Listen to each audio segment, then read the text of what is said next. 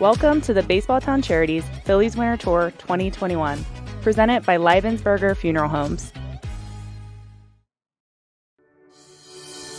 Since its inception in 2002, Baseballtown at Charities has been investing in the future of baseball, raising several $1 million to build facilities and fund programs in and around Reading.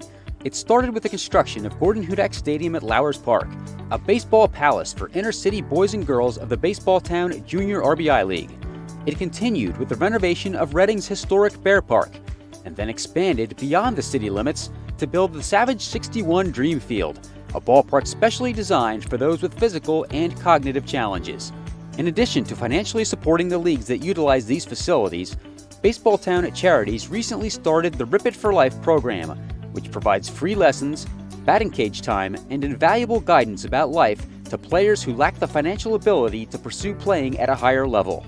We invite you to celebrate our national pastime while preserving its future by supporting Baseballtown at Charities. Please visit baseballtown.org to donate today.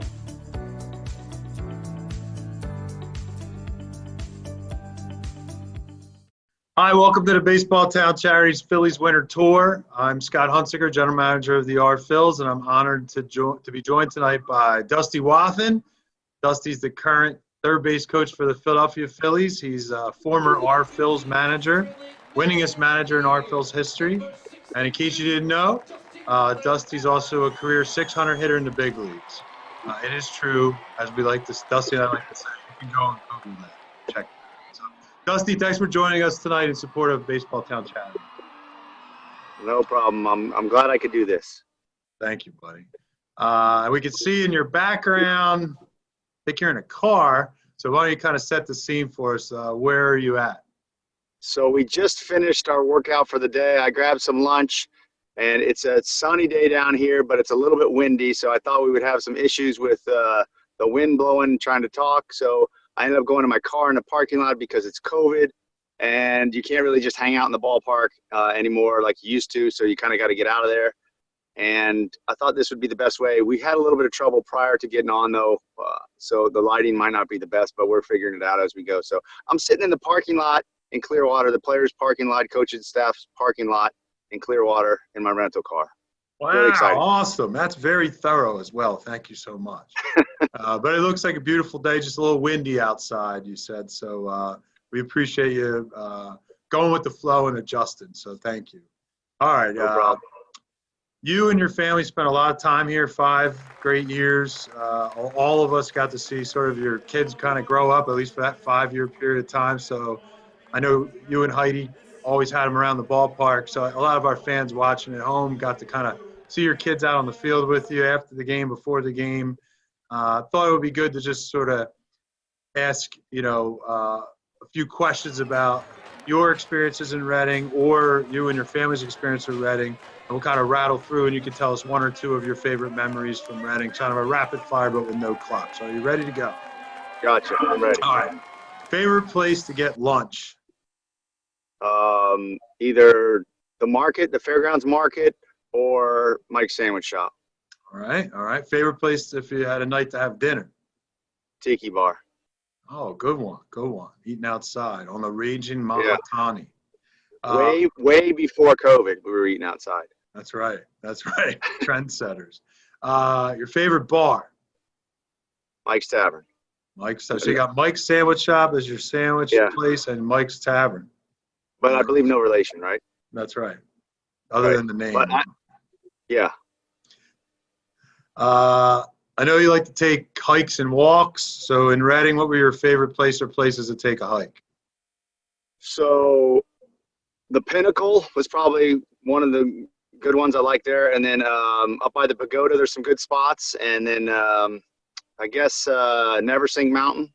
Is that the same as the Pinnacle, or is that the other side? The other side, there's Neversink's here. Pagoda, Neversink. Yeah. Mm-hmm. Yeah. So I would go on the other side a lot. And then sometimes just if I was going for a walk, I'd walk the trail out there by Penn State Berks and walk that trail through the bridge there and stuff out towards Blue Marsh. Awesome. Yep. Awesome. when your family was with you, what your favorite thing to do with the kids if you had an off day and you're in this area? Yeah, we did a lot of kind of tour in the area. A lot of Amish country, Amish buggy rides, things like that. So, we don't have that down in North Carolina really.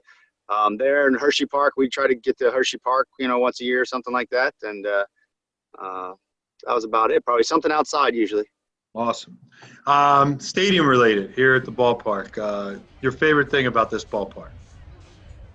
I think the people. I think it's neat to play in the atmosphere, but I think just the people that are around the stadium, all the fans that come, diligently day in, day out, that you get to meet over the years, and the staff, obviously. I mean, it's a very family-oriented place. My family was there, like you said, all the time, and so I think it was just one of those things that I love the atmosphere and the family feel. Awesome. I know you're busy managing the games when you were here, but occasionally you might have peeked out of the dugout at the between inning contests or events. Did you have a favorite between inning entertainment? Well, obviously the crazy hot dog vendor, but also I like Evil Candy a lot too. So my next question was going to be your favorite character. So I guess it's crazy hot dog vendor and Evil Candy. Yeah, pretty close tie, but you know what? I like the turtle too that plays the bongos. I'm a big fan of him, in and out of his costume. So, your best baseball memory of Reading, baseball-related memory of your time here.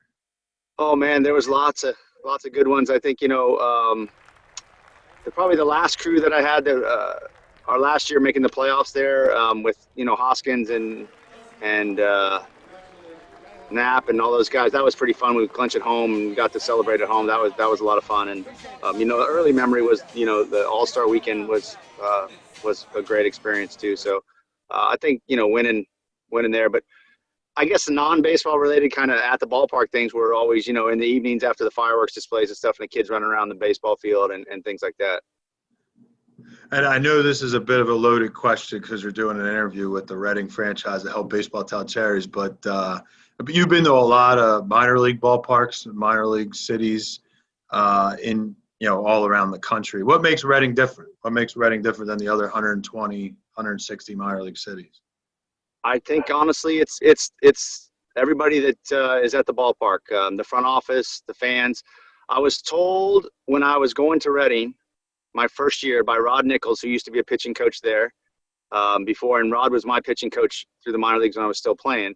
He said, if you're going to be in the minor league somewhere, Reading is the best place to be. And he was exactly right. I thought he was crazy when he told me that, but years later, and it didn't take long for me to realize that it is the best place to be in the minor leagues. Well, thank you. We really appreciate that. And you certainly added to that, honestly. Other than Reading and First Energy Stadium, favorite other minor league city or other favorite minor league stadium? Well, I guess in the Eastern League, I always like Portland. I played there as a player, and the town of Portland is a neat place, especially in the summer. And you got the lobster and the whole thing, so that's a pretty cool place. But Lehigh Valley's got a beautiful ballpark. That's a neat place. But I guess probably the number one for me would be probably Buffalo. And the only reason I say Buffalo is because in my playing days, it was very much like Reading was in my managing days, because my family was there. We had a lot of success there, became good friends with a lot of people in the front office there and some people in the community. So, I always enjoyed Buffalo. Cool. A similar question. Now you're in the big leagues. Other than Citizens Bank Park, your favorite big league stadium? I'd have to say Royal Stadium, just because I grew up there, and it's really neat to go back. I got to go back there a couple years ago. That's one that holds a special place in my heart, just to be able to go back there and the renovations they've done, and for a ballpark to be that old and people still love it. It's in players too. A lot of times the fans will like a ballpark and the players don't like it for whatever reason. But Kansas City is a really great place. There's a lot of good ballparks though. Pittsburgh's wonderful, San Francisco's wonderful, but I think probably from a personal standpoint, it would have to be Kansas City. Awesome. Hey, staying on the personal note, as I was saying earlier, Heidi and you always had your kids, El, Huck, Maeve, and Gus, here around the ballpark. A lot of people got to kind of see them grow up over those years. I guess to the extent that you're comfortable sharing, if you mind updating us. How are they doing? What are they up to these days? Yeah, well, Elle is now a sophomore in college at Appalachian State. People might not have realized, but she worked a lot at the ballpark, and you let her help in all areas around the ballpark, so she got a lot of experience in that. And Huck is now a senior in high school and playing baseball. He's going next year to the University of North Carolina at Charlotte to play baseball on a baseball scholarship. So that's exciting. And so hopefully he gets to play a senior season. They got the last one cut short in the junior year. But and then Maeve is a freshman in high school. She hasn't got to go to school yet. She's all Zoom or virtual, I guess, until Monday is going to be her first day of school, hopefully. Keep your fingers crossed, nothing crazy happens. And Gus is now in 5th grade, so next year he'll be going to middle school. He's basketball, baseball, and running around still. Keeps you busy. Yeah, it does. So I guess in relation to that, last year's season, Major League Baseball season, was cut short because of COVID. You only played about 60 games. But on the bright side, there's always a bright side. You spent a lot more time at home. Some of that time was during what would have been baseball season. With the career you have, you would normally be gone at that time. So what was that like? How different was that? What do you take out of that? It was a lot different. It was the first time that I'd ever been home in the summer, like ever. I mean, I signed when I was 20 years old, so the last time I'd been home would have been, when I was in high school sometime. It was good, though. I got to see – we got lucky in North Carolina because a lot of things were open as far as outdoor things, and so I got to see both the boys play some baseball, which was nice, and, just did a lot of stuff in the yard like I think a lot of people did. We fixed up a lot of stuff that needed to be fixed up, and it was good to be home, but it's good to be back to baseball. I think eventually we want to get back to some form of normalcy, and I think we're on our way, it looks like.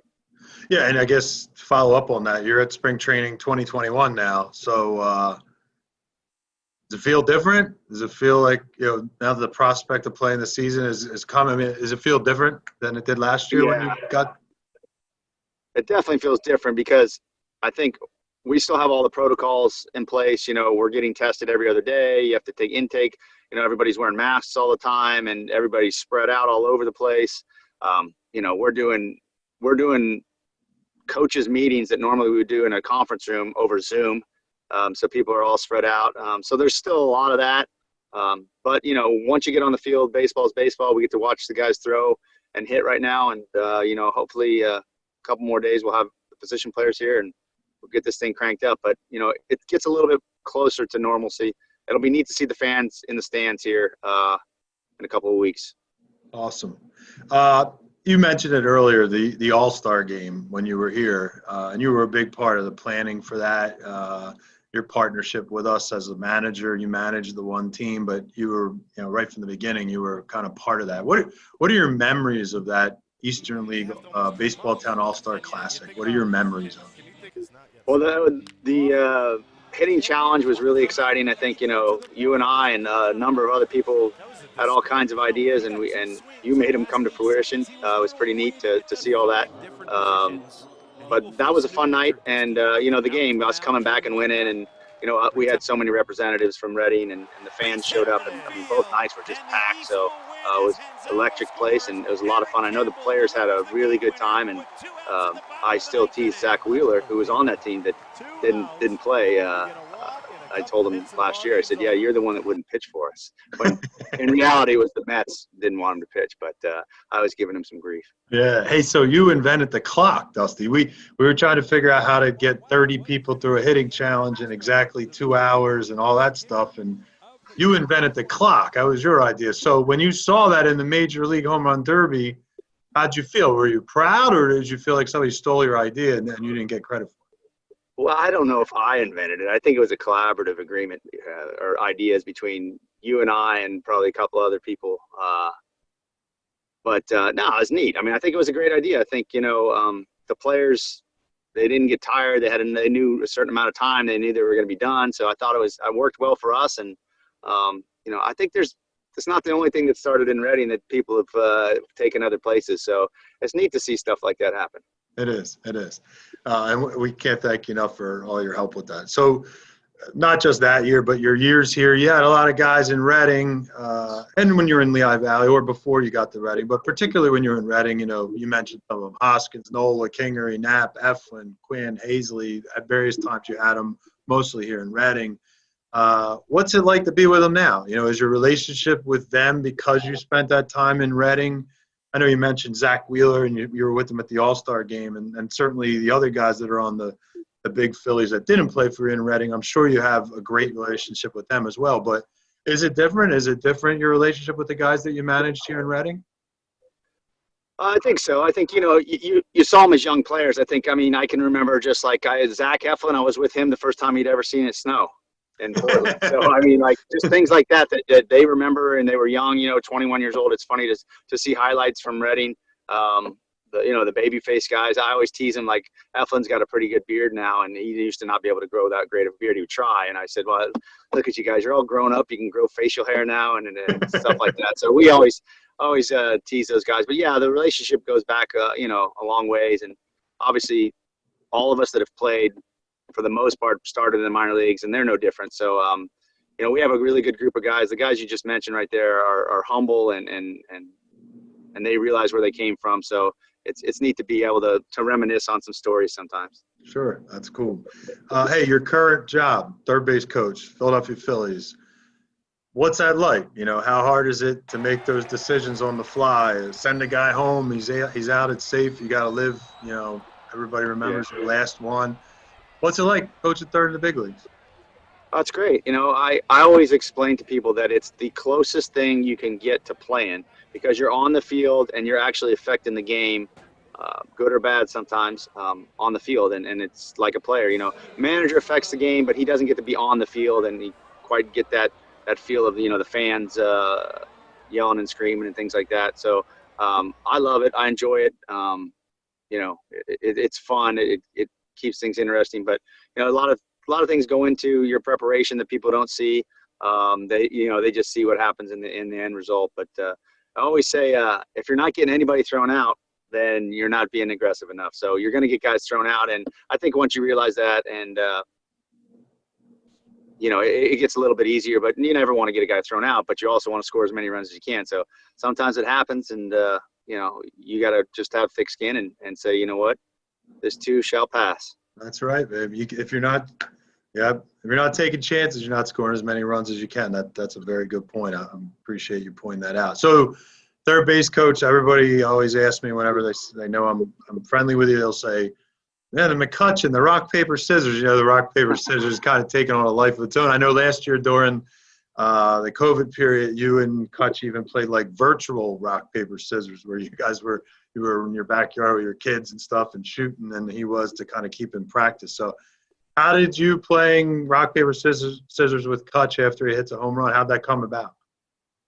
So, a lot of times you just sit around and joke with guys during stretch and stuff like that. And, Kutch and I were just talking, and Kutch said, I got to come up with something. I want something, And I said, all right. And we all know Kutch is amazing. Like, his social media, and he's just a great guy, funny guy. And he comes up to me and says, hey, can you play rock, paper, scissors? I was like, yeah, I can play rock, paper, scissors. He's like, no, when I hit a home run. I said, yeah, why not? So it was the first time I'd ever done anything like that, and we did it. And all of a sudden, we did it in spring training, I think, the first time, and somebody kind of saw it. And then by the second time he hit a home run in spring training, everybody was like, oh, my God, that's so great. That's so great. And I'm like, well, it's Kutch's idea, and it's ended up, you're right, taking a life of its own. And, it's a fun thing. Obviously, when he hits a home run, it's a good thing, and we win a lot of those games when he hits home runs. So I tell everybody, I hope I lose big time this year. Like, how did it end up last year? It was wasn't it almost close last year? Like 5-5? It was close, but he ran away late. But it was small sample size. So you've been practicing. You've been playing Gus and rock, paper, scissors every day, I'm sure. That's right. Yeah, I've been practicing, and Gus has all these weird things that he tells me to use on him, like some illegal moves, I think. So I might have to drop one of them. If I fall too far behind this year, maybe I'll drop some kind of illegal move on him. Hey, well, when you were managing here in Reading, you have your own management style. It's I always described you as kind of an old school, new school. You can kind of play in both sides. you know, it was your own style, but it had parts of what I would term old school and new school. And then now, and obviously growing up, you watched your dad play for the Royals, you watched your dad manage the Royals, and now you're getting to kind of be on, not kind of, you're on Joe's Girardi's staff. You know, what's that like? What do you take from watching Joe manage that, you know, impacts you as a coach and maybe even potentially eventually as a manager? What do you take from Joe? Well, Joe's great. I think Joe has that feel. He blends, you know, the numbers and the information really well with kind of his gut and what's happening with his players, because, you know, he's a big relationship guy to get to know these guys and know how they feel and what's going on in their daily life to make decisions on them. So I think it's been really cool. Last year, obviously, was a little bit weird, but, you know, it's great to be around Joe. I mean, with the experience that he has, just his calm demeanor, he's just so comfortable in what he does. He's been doing it for so long and had so much success that it's really neat to see how comfortable he is, and comfortable around the fans and in front of everybody. It's a great experience for me. I think, you know, to be working under a guy with that much experience, it's like, hopefully it's like an internship for somebody. That's a good way to look at it. So there, any organization, people wear a lot of different hats. I'm sure you have roles beyond third base coach and even just coaching third, the amount of preparation you put in and everything. But what are some other things you're involved with on the coaching staff beyond just what we see when you're coaching third base? Are there other elements of the coaching staff that you integrate with? Yeah, so I'm in charge of the catching. Bob Stumpo and Greg Brzezinski, both catching coaches. I work with them, and you know, we're doing all the catching stuff. So right now it's a busy time where we got 7 or 8 catchers during the season. It gets a little bit less hectic when you only have 2 or 3 at the most. But yeah, I do a lot of the catching stuff with those guys. They do really the groundwork and the day-to-day stuff with a lot of the guys. But you know, it's a lot of watching video and collaboration between the 3 of us. Kind of like, hey, I watched the game last night. We rewatched the game a lot, and you know, I saw this with Nappy. I saw this with JT. What'd you guys think? What do you think? Should we talk to him about it? You know, what was this good? Was this bad? So that takes up some time. And then, like you said, other than that, just the preparing for third base and stuff. But a lot of catching stuff. You get to throw BP still? Yep. Oh yeah, throw BP and shag and hit ground balls and all that stuff. I guess that's part of it too. But I guess I just take that as the daily thing that you do. Yeah, that sounds cool. I mean, right now, with the winter we've had and everything that's going on, just the idea of sitting out and watching you throw BP and hearing the crack of the bat sounds really nice. Final question. I guess if you came back to Reading for one day, if today was the day and you came up to Reading, it was a nice summer day, what would you do? What's your like dream day back in Reading if you had one off day in Reading? So I would probably start the day with a hike. Then I would probably go to the market, grab some lunch, and then when Mike's Tavern opened, I'd go see Pete, have a beer, hang out, end up at dinner, and probably end up at the Hunziker house somehow. And we'd probably end up having a couple beers on the porch or something, and hanging out with the family. Well, that would be a very nice day, Dusty. I hope we can do that again real soon. So thank you for your time. We appreciate your time today. Really, all the time you've given to Baseballtown Charities over the years is awesome. And we can't thank you enough for taking a break from spring training. We wish you a great 2021 season. And please tell Heidi and the kids that we all said hello. And thanks again, Dusty. Well, thank you very much. And hopefully, I don't know about this summer, but maybe next summer, get out to the ballpark on an off day and say hi to everybody. That would be awesome. And to all of you watching at home, thanks for watching our Baseballtown Charities Phillies Winter Tour. And we really thank you for your continued support of Baseballtown Charities. You're helping to make it possible for more kids to play the great game of baseball, learn life's lessons through baseball. So we thank you for your support of Baseballtown Charities. And we look forward to hosting you at an Art Phil's game real soon, and make sure you head down to Citizens Bank Park and say hi to Dusty down there as well. Thanks again, Dusty. You're welcome. Thank you, Scott. Hey fans, thanks for joining us. The Phils appreciate your support of the Baseballtown Charities Phillies Winter Tour presented by Leibensberger Funeral Home and Irvine CPAs and Consultants. Don't forget, the online auction ends tonight at 9 p.m. There are some great collector's items that you don't want to miss out on. Once again, thanks for watching the Baseballtown Charities Phillies Winter Tour, and go Fightin' Phils. After losing a loved one, families often wonder what next. You'll find the answer at Leibensberger Funeral Homes. Everyone who walks through our doors is treated with respect and compassion. We take the time to learn about your loved one and celebrate their life with a service that reflects who they really were. Offering 2 locations, ample parking, and a spacious chapel and vestibule. Let our family help your family find peace at Leibensberger Funeral Homes. Thank you for watching the Baseballtown Charities Phillies Winter Tour, presented by Leibensberger Funeral Homes. Special thanks also to Herbine & Company, GT Church, Savage Auto Group,